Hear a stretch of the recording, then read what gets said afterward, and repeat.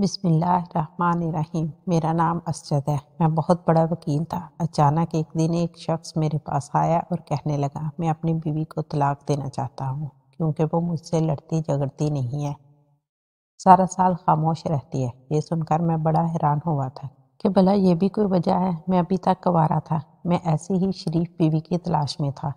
میں نے اس شخص سے اس کی بیوی کے بارے میں اور کچھ پوچھا تو اس نے بتایا شادی کے دن جب میں نے اپنی بیوی کو دیکھا تو وہ بہت خوبصورت تھی اور خاموش بھی تھی۔ میں فطری شرم و حیا سمجھ کر چپ کر گیا، مگر یہ خاموشی کافی دن محسوس کر کے میں نے اپنی بیوی سے بات کرنے کی ٹھانی، مگر وہ پھر بھی خاموش رہی۔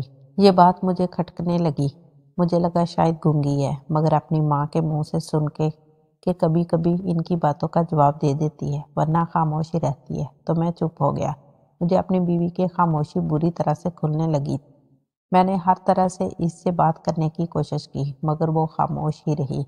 میں بہت حیرت زدہ ہوتا کہ آخر یہ ماجرا کیا ہے، کیوں وہ اس طرح خاموش رہتی ہے۔ اس بات پر میں اسے کافی لڑا جھگڑا مگر وہ ایک لفظ نہ بولی، تو آخر میں بھی تنگ آ گیا اور خاموشی اختیار کر لی۔ اسی طرح ہماری شادی کو وقت گزرتا گیا۔ میں دن میں اپنے کام پر جاتا اور رات کو واپس آتا۔ وہ میرے بغیر کہے میری ساری ذمہ داریاں پوری کرتی، پر منہ سے ایک لفظ نہیں بولتی۔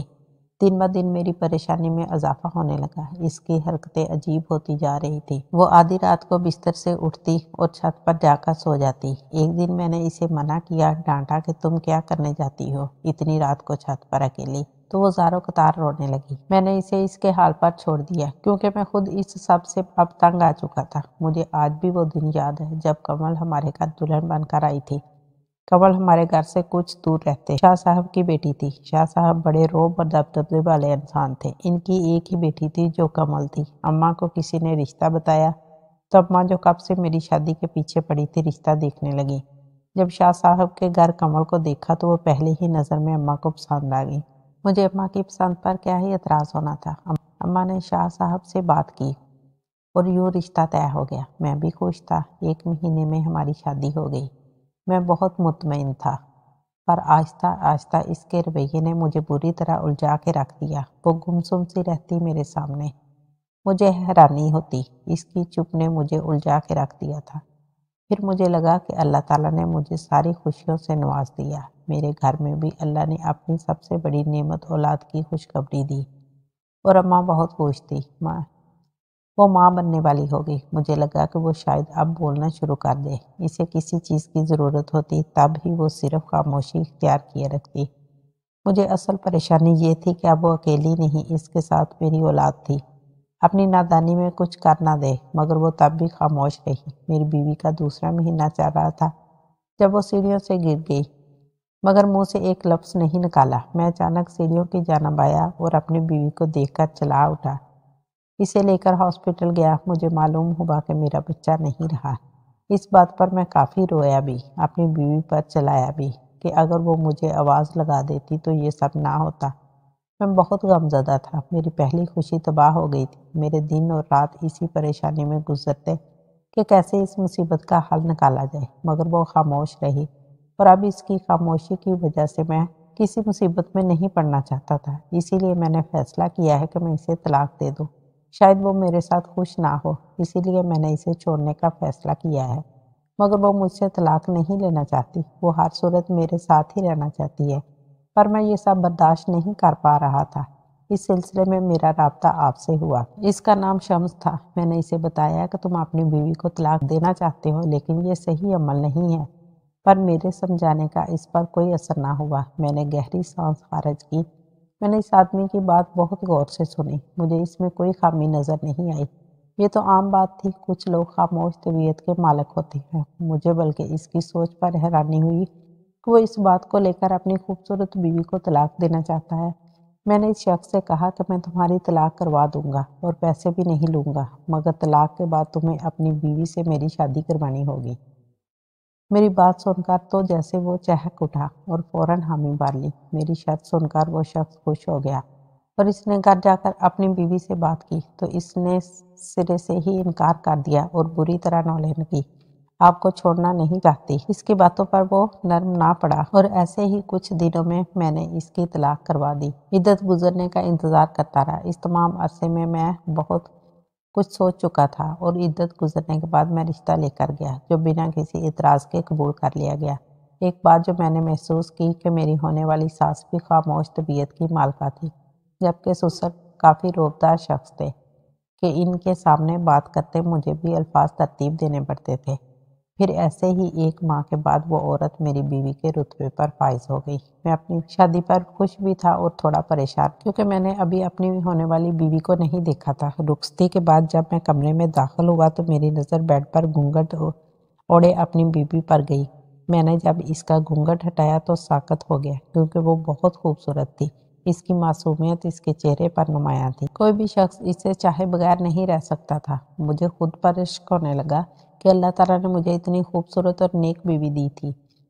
مجھے اس شخص پر بے حد افسوس ہوا جو اتنی خوبصورت بیوی کو بس خاموش ہونے کی وجہ سے چھوڑ چکا تھا، اور اپنی خوش قسمتی پر ناز بھی ہوا چونکہ میں یہ بات پہلے سے ہی جانتا تھا کہ وہ خاموش طبیعت کی مالک ہے، تو میں نے اسے بولنے پر مجبور نہ کیا۔ مگر ایک دن میں یہ دیکھ کر حیران رہ گیا کہ میری بیوی رات کے وقت کچن میں کام کر رہی تھی۔ اس کے ہاتھ میں کوئی پیلی سی چیز موجود تھی جس سے وہ بہت مگن انداز میں چاٹ رہی تھی۔ مجھے عجیب لگا، جانے وہ کیا تھا جو کھا رہی تھی۔ میں کچن میں گیا، مجھے سامنے دیکھ کر وہ گھبرا گئی اور اپنے ہاتھ میں موجود وہ چیز دوپٹے کے پیچھے چھپا لی۔ میں نے اسے پوچھا تم اس وقت یہاں کیا کر رہی ہو، مگر اس کے منہ سے ایک لفظ نہ نکلا۔ اس نے میری کسی بات کا جواب نہیں دیا۔ اور پھر کچھ ہی دنوں کے بعد کا واقعہ ہے۔ میری بیوی میرے لیے کھانا بنا رہی تھی۔ وہ کافی دیر کچن سے باہر نہ آئی تو مجھے تشویش لاحق ہوئی، تو میں اس کے پیچھے کچن میں چلا گیا۔ مگر یہ دیکھ کر میری حیرت کی انتہا نہ رہی کہ فرائی پین میں کباب تلنے کے لیے رکھا گیا تیل میری بیوی کے بازو پر گر کر اسے جھلسا چکا تھا، مگر وہ بت بنی بنا کسی آہ پکار کے بے تاثر چہرے کے ساتھ اپنے بازو کو دیکھ رہی تھی، جبکہ اپنی بیوی کی حالت دیکھ کر میرے دل میں ٹھیس اٹھی۔ مجھے کچھ ہی وقت میں اپنی بیوی سے شدید محبت ہو گئی تھی اور اس کی تکلیف میں تڑپ گیا۔ اسے کافی ڈانٹا بھی لیکن وہ خاموش ہی رہی، پر پھر آہستہ آہستہ مجھ سے اس کی خاموشی اب برداشت نہیں ہوتی تھی، چبھنے لگی تھی۔ ایک دن میں اسے میکے لے کر گیا، وہ اپنی ماں کے پاس خاموشی سے بیٹھ گئی۔ میں اس کے بولنے کا انتظار کرتا رہا اور پھر اس کی ماں کے الفاظ سن کر میں ساکت ہو گیا، جو اسے کہہ رہی تھی کہ وہ فضول تو نہیں بولتی، جس سے مجھے غصہ آئے تو میری بیوی نے کہا نہیں، وہ فضول نہیں بولتی۔ میں حیرانگی سے اسے دیکھنے لگا، پر میں نے بھی شاید اپنی شادی کے اتنے عرصے میں آج اسے پہلی بار بات کرتے ہوئے سنا ہو۔ یہ میرے لیے خوش کن لمحہ بھی تھا اور میں حیرت زدہ بھی تھا کہ وہ بولتی بھی کب ہے، مگر میں خاموش ہو گیا۔ وقت کا کام ہے گزرنا اور وہ گزر ہی جاتا ہے۔ میری بیوی ماں بننے والی تھی تو تب میرے دماغ میں اس کے پہلے شوہر کی باتیں گزرنے لگی۔ میں لاشعوری طور پر اپنی بیوی پر نظر رکھنے لگا۔ میں نے نوٹ کیا کہ جب میں اس کے پاس نہیں ہوتا تب وہ باتیں کر لیتی ہے۔ مجھے وہ راز ہر صورت جاننا تھا جس کی وجہ سے میں اتنے دن تجسس کا شکار رہا۔ میری حالت عجیب ہو رہی تھی۔ دن میں نہ جانے کیسے کیسے خیالات ڈیرا جمائے بیٹھے تھے۔ وہ اماں کے سامنے بول لیتی تھی، مگر جیسے ہی میری موجودگی محسوس ہوتی چپ ہو جاتی، میرے علاوہ کسی بھی مرد کے سامنے خاموش ہو جاتی۔ مجھے اب اس کی حرکتوں سے چڑ ہونے لگی تھی۔ وہ اکثر مجھے ایسی ہی حالت میں ملتی۔ اس میں کوئی شک نہیں تھا کہ وہ ایک اچھی ہمسفر تھی، لیکن اس کی مشکوک عادت نے مجھے پریشان کر دیا تھا۔ یہ بات میں نے اپنے دوست سے شیئر کی تو اس نے مجھے سائیکیٹرسٹ کے پاس جانے کا مشورہ دیا۔ میں جانا تو نہیں چاہتا تھا۔ میں نے گھر لیٹ آنا شروع کر دیا کہ شاید وہ اس بات پر جھگڑا کرے، مگر وہ اس بات پر بھی کچھ نہ کہتی اور خاموش ہی رہتی۔ میں بات بات میں اس سے لڑنے لگا، کسی نہ کسی بات پر نقص نکالتا، مگر وہ سر جھکا کر چپ چاپ سن لیتی، جس پر مجھے کوفت ہونے لگی۔ مگر ایک دن تو حد ہی ہو گئی۔ میری ماں کی طبیعت خراب تھی، وہ ہارٹ پیشنٹ تھی۔ میری بیوی نے کھانا دینے گئی تو وہ سینے پہ ہاتھ رکھ کر درد سے تڑپ رہی تھی، جسے دیکھ کر میری بیوی میرے پاس کمرے میں آئی، مگر مجھے کام میں مصروف دیکھ کر چپ چاپ کھڑی ہو گئی، میرے فارغ ہونے کا انتظار کرنے لگی۔ میں نے نظریں اٹھا کر اس کی گھبرائی ہوئی شکل کی طرف دیکھا تو اس نے باہر کی جانب اشارہ کیا۔ پہلے تو میں نے نظر انداز کیا، مگر دماغ میں کھٹکا سا ہوا اور میں باہر کی جانب بھاگا۔ اپنی ماں کو تکلیف سے تڑپتے دیکھ کر مجھے اپنی بیوی پر شدید غصہ آیا، جس کے باعث میں نے اسے خوب ڈانٹا بھی، مگر اللہ کا شکر تھا کہ میری ماں کی طبیعت زیادہ خراب نہ ہوئی، اور اس کے بعد مجھے اپنی بیوی کو ڈانٹنے پر افسوس بھی ہوا مگر غصہ بھی تھا کہ اگر میں باہر نہ جاتا تو میری ماں کی طبیعت زیادہ بھی بگڑ سکتی تھی۔ ایسا بھی کیا خاموش طبیعت کا ہونا کہ کسی کو تکلیف میں دیکھ کر بھی کچھ نہ کہنا۔ میں نے سر جھٹک کر اس بار بھی اس کی حرکت کو نظر انداز کر دیا، مگر ایک دن میری نظر اپنی بیوی کی کلائی پر گئی۔ وہاں میں نے کٹ کے نشان دیکھے جو شاید کافی پرانے تھے۔ شاید میں پہلے ان پر غور نہ کر پایا کیونکہ وہ بہت باریک نشان تھے، مگر وہ کافی گہرے تھے۔ پہلے تو میں نے اپنی بیوی سے ان کے بارے میں استفسار کرنا چاہا، مگر پھر خاموش ہو گیا۔ مجھے یقین تھا کہ وہ اس بات پر بھی خاموش ہی رہے گی، تو میں نے لب کھینچ کر اسے نظر انداز کیا۔ مگر ایک دن جب وہ رات کو سو رہی تھی تو میں نے بازو سے پکڑ کر اس کا رخ اپنی جانب کیا تو مجھے اپنے ہاتھ پر کچھ گیلا گیلا سا محسوس ہوا۔ میں نے سائیڈ لیمپ آن کر کے دیکھا تو میرے ہاتھ کی انگلیوں پر خون لگا ہوا تھا۔ میں فقط چہرے سے اپنے ہاتھ پر لگے خون کو دیکھ رہا تھا۔ مجھے اندازہ ہوا کہ میری بیوی ابھی بھی خود کو نقصان پہنچاتی ہے۔ میں نے جھک کر غور سے اس کے بازو کو دیکھا۔ اپنی بیوی کے جاگ جانے کے خدشے سے میں نے لائٹ بند کر دی، گہری سوچ میں مبتلا ہو گیا۔ اور پھر ایک دن مجھے موقع مل ہی گیا۔ میری بیوی نے سلیپ لیس ڈریس پہن کر اوپر جیکٹ پہنی ہوئی تھی، تو میں نے زبردستی اس کی جیکٹ اتروائی۔ میری نظر اس کے بازو پر جگہ جگہ لگے کٹس پر گئی۔ میری نظریں اپنے نشانوں پر دیکھ کر میری بیوی بری طرح سے سٹپٹا گئی، جلدی سے جیکٹ پہن کر کمرے سے باہر نکل گئی۔ یہ اب تک میری بیوی کا پہلا رد عمل تھا جو اس نے میرے سامنے ظاہر کیا تھا کہ وہ میرے نشانات دیکھنے پر گھبرا گئی تھی، ورنہ تو اس کے چہرے کے تاثرات ہمیشہ سپاٹ ہی رہتے۔ اور یہاں یہ سب ختم نہیں ہوا تھا، ابھی تو بہت کچھ ایسا تھا جس سے میں انجان تھا۔ میں نے اپنے گھر میں کبوتر رکھ لیے، مگر آہستہ آہستہ وہ کبوتر مرنے لگے۔ میں روز صبح جاتا تو ایک کبوتر ضرور مرا ہوتا۔ کبھی اس کی گردن ٹوٹی ہوتی اور کبھی کسی نے چاقو سے اس کی گردن کو کاٹا ہوا تھا۔ میں یہ سب دیکھ کر کافی حیران تھا۔ ایک رات میں واش روم جانے کے لیے اٹھا تو میری بیوی بستر پر نہیں تھی۔ میں سمجھا واش روم میں ہوگی، مگر کافی دیر انتظار کرنے کے بعد بھی وہ باہر نہیں آئی تو میں اٹھ کر واش روم تک گیا، مگر وہ وہاں بھی نہیں تھی۔ میں نے سارا گھر چھان مارا مگر وہ کہیں نہ دکھی۔ تو ایک دم مجھے چھت سے کبوتروں کے پھڑپھڑانے کی آوازیں آنا شروع ہوئیں۔ میں جلدی سے سیڑھیوں کی جانب لپکا۔ یہ دیکھ کر میری حیرت کی انتہا نہ رہی کہ میری بیوی کبوتر کو بے دردی سے مار رہی تھی اور اس وقت اس کے چہرے پر مسکراہٹ تھی۔ میں کچھ وقت ساکن سا ہو کر اسے دیکھتا رہا، پھر ہوش میں آ کر نیچے آ گیا اور چت لیٹ کر چھت کو گھورنے لگا۔ میری آنکھوں کے سامنے میری معصوم بیوی کا چہرہ گھومنے لگا۔ ابھی میں سوچوں میں ہی گم تھا کہ مجھے دروازے کے پاس ہلچل محسوس ہوئی۔ میں نے آنکھیں بند کی اور سو گیا۔ پھر میں روز رات کو اپنی بیوی پر نظر رکھتا، مگر وہ اب روز نہیں جاتی تھی۔ پھر میں نے اس بارے میں سوچا کہ وہ روز کیوں نہیں جاتی، اور اسی دن میری اپنی بیوی سے کھانے پر لڑائی ہو گئی۔ میں نے اسے برا بھلا بول دیا، کمرے میں سونے کے لیے آ گیا۔ اس رات اپنی بیوی کو اپنے پہلو سے اٹھ کر چھت پر جاتے دیکھ کر میرے دماغ میں جھماکا سا ہوا کہ وہ روز نہیں، صرف تب ہی جاتی ہے جب میری اس سے کوئی بحث ہوئی ہو۔